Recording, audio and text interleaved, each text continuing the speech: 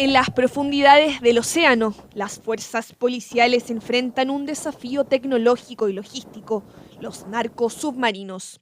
Estas embarcaciones, diseñadas para evadir radares y transportar grandes cargamentos ilegales, han obligado a los equipos de seguridad a reinventar su estrategia en el mar.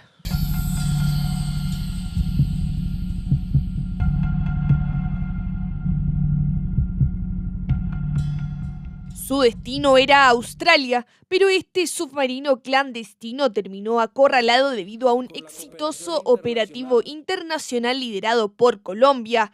En total se capturaron 6 de estas embarcaciones.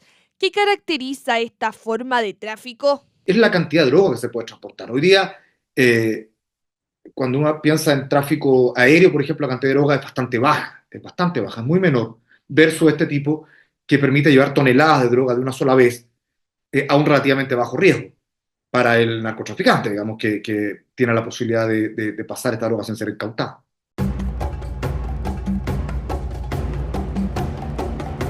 Los narcos submarinos son embarcaciones diseñadas para eludir la detección. Pueden ser semisumergibles o completamente sumergibles, y su capacidad de carga puede superar las 10 toneladas. Su construcción es artesanal, pero igualmente sofisticada. Con fibra de vidrio y motores pueden recorrer hasta 5.000 kilómetros. Los traficantes empezaron a utilizar estas embarcaciones hace más de 30 años, cuando los carteles colombianos buscaban la forma de eludir el control policial estadounidense en el Mar Caribe. Se han convertido en una herramienta clave para el transporte de cargamentos ilegales a larga distancia. Narcos submarinos, como se les llama, son una vieja práctica de los años 80. eh, Tienen la ventaja de que operan con más libertad eventualmente que las operaciones aéreas. Son capaces de transitar largas distancias. Estamos hablando de Australia, que uno de los países, o es el país con mayor consumo de cocaína a nivel mundial, per cápita. Por consiguiente, tienen la gran ventaja estos narcos submarinos que permiten, ¿no es cierto?, una operación a largas distancias y con un nivel de seguridad para el narcotraficante bastante importante. Entre el 1 de octubre y el 14 de noviembre de este año, una operación antidroga internacional que involucró a 62 países liderada por Colombia logró incautar más de 1.400 toneladas métricas de drogas, incluyendo 6 semisumergibles.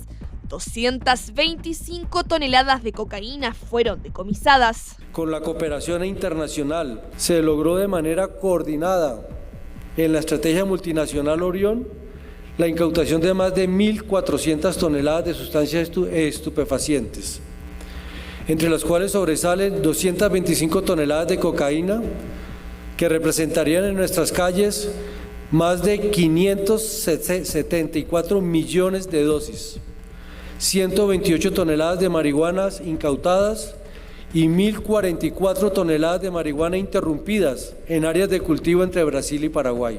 Los submarinos han sido detectados principalmente en las costas de Colombia, Ecuador y Perú, pero también en aguas internacionales hacia Centroamérica, México y Europa.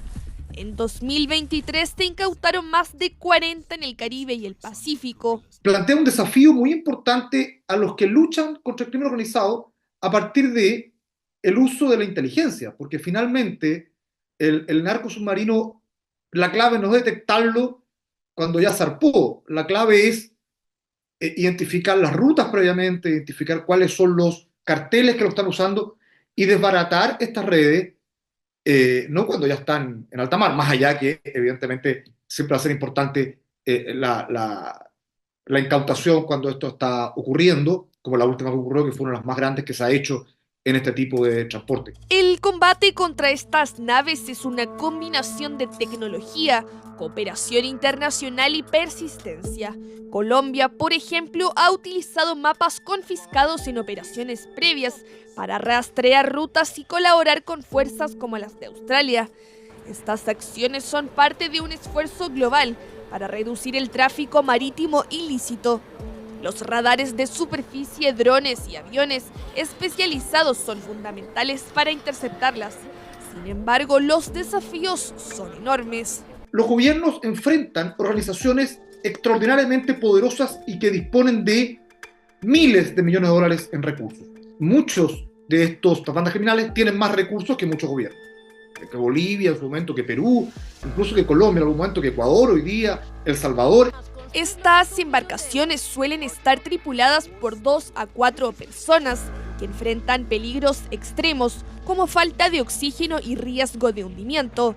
Muchos de ellos son capturados y procesados por las autoridades. El interés de los grupos criminales por países como Australia se debe a su alto consumo y a los precios récord de sustancias ilegales. Con un mercado lucrativo en crecimiento, las organizaciones están dispuestas a invertir en tecnología avanzada para superar los obstáculos. Con estas incautaciones se afectaron las finanzas de las organizaciones del crimen transnacional, evitando que recibieran 8.4 billones de dólares. También se logró evitar el potencial de producción de 29 toneladas de cocaína mediante la destrucción de 475 laboratorios. Con la evolución de estas embarcaciones, las fuerzas de seguridad han tenido que innovar.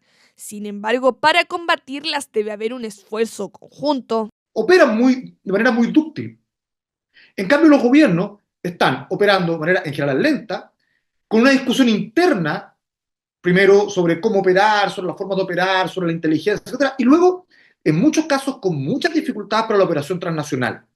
Y en ese caso, es que Naciones Unidas ha hecho llamados hace varios años a que es muy, muy necesario que los países se integren para una lucha del punto de vista de la inteligencia, en primer lugar, contra el narcotráfico, porque, como decía, el aumento de la cocaína es impresionante y en los últimos años todo el aumento de las drogas sintéticas también es muy, muy importante. La reciente operación internacional no solo evidencia el ingenio de las redes ilícitas, sino también la determinación de las autoridades para combatirla. La lucha contra estas embarcaciones clandestinas es un esfuerzo constante que refleja cómo el océano se ha convertido en un nuevo campo de batalla.